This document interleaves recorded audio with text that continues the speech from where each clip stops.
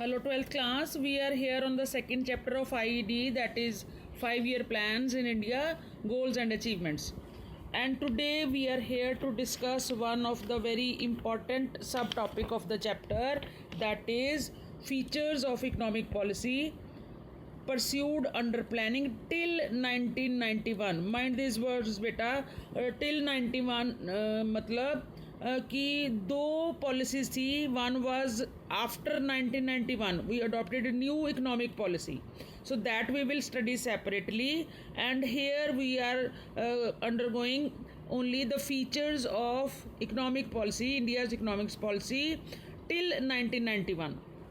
After the independence, after the freedom, and after when we started with the planning system, वहाँ से लेके 1991 तक हमारी जो इकोनॉमिक पॉलिसी थी उसके फीचर्स क्या थे. Okay, so during that time we focused on public sector only. So heavy reliance on public sector, मतलब हम किस पे ज़्यादा डिपेंडेंट थे, किस पे ज़्यादा रिलाई कर रहे थे, पब्लिक सेक्टर पे.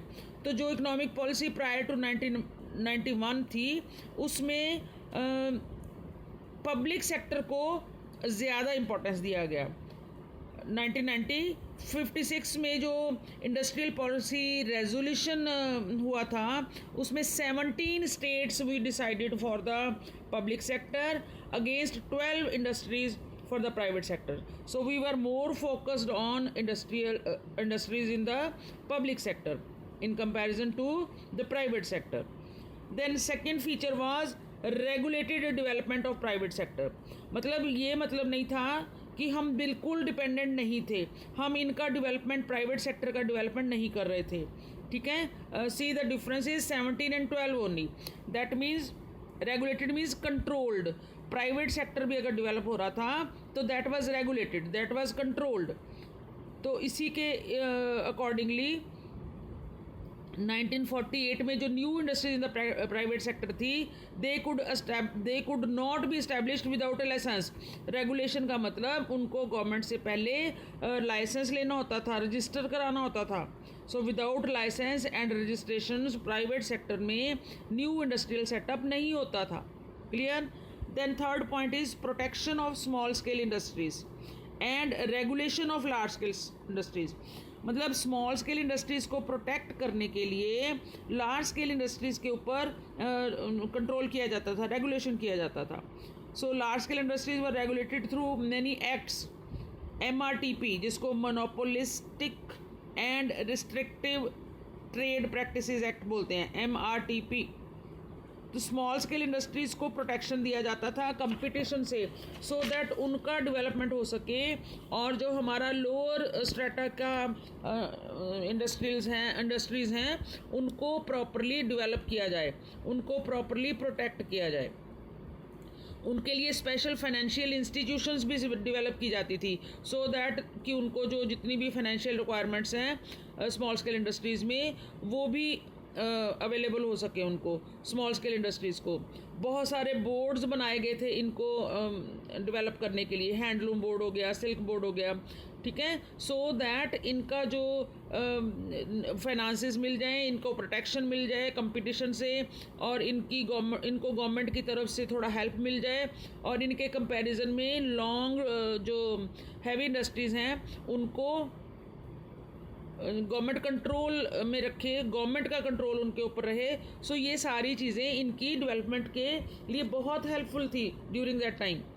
Then is development of heavy industries of strategic significance. There were some industries like electricity generation, like production of engineering goods, like iron and steel industries. इनको स्ट्रेटेजिक सिग्निफिकेंस की industries के रूप में identify किया गया था. So these industries were to be developed on priority basis. जो heavy industries हैं उनकी स्ट्रेटजी क्या बनाई गई थी कि उनको प्रायोरिटी बेसिस पे पहले डेवलप किया जाए. Then focus on saving and investment. As I told you earlier also कि लोगों का जो सेविंग और इन्वेस्टमेंट का स्टेटस था दैट वाज टू पुअर. तो उस चीज़ को बढ़ाने के लिए क्योंकि यही दोनों एक डिटर्मिनेंट्स होते हैं इकोनॉमिक ग्रोथ के लिए।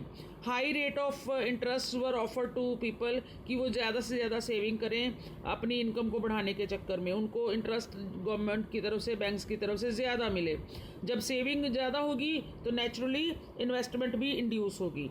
Then protection from foreign competition, छोटी जो डोमेस्टिक इंडस्ट्रीज थी खास करके हमारी, they were being protected from the foreign competition also. और उसको प्रोटेक्ट करने के तरीके क्या थे? हाई इम्पोर्ट ड्यूटी लगाना, ठीक है, और कुछ इम्पोर्ट्स आइटम्स को रिस्ट्रिक्ट कर देना कि they can not be imported. Then there is a very important concept, new concept, जिसकी डिटेल में हम फर्दर आने वाले चैप्टर्स में पढ़ेंगे। Focus on import substitution. What does it mean? ध्यान से सुनो। इम्पोर्ट सब्सटीट्यूशन मीन्स कि जो गुड्स अदरवाइज हम इंपोर्ट करते हैं उनका सब्सटीट्यूट अपनी डोमेस्टिक मार्केट में, डोमेस्टिक इकोनॉमी में, डोमेस्टिक प्रोडक्शन में लेके आना। मतलब डोमेस्टिक इंडस्ट्री भी ऐसी लगानी, उन चीज़ों की लगानी जो अदरवाइज हम इंपोर्ट करते थे, तो वो इंपोर्ट सब्सटीट्यूशन हो गया।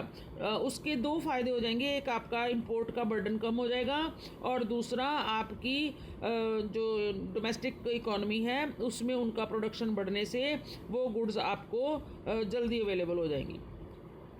अगर आप इंपोर्ट करोगे आपको फॉरेन एक्सचेंज में उसको रिटर्न करना पड़ेगा, फॉरेन एक्सचेंज बढ़ जाएगा, ठीक है। सेंट्रलाइज प्लानिंग किया गया, सारा कुछ गवर्नमेंट जो थी वो खुद प्लान करके अकॉर्डिंगली इंडस्ट्रियल सेटअप करती थी। So these were the main features till 1991 of our economic policy. Thank you.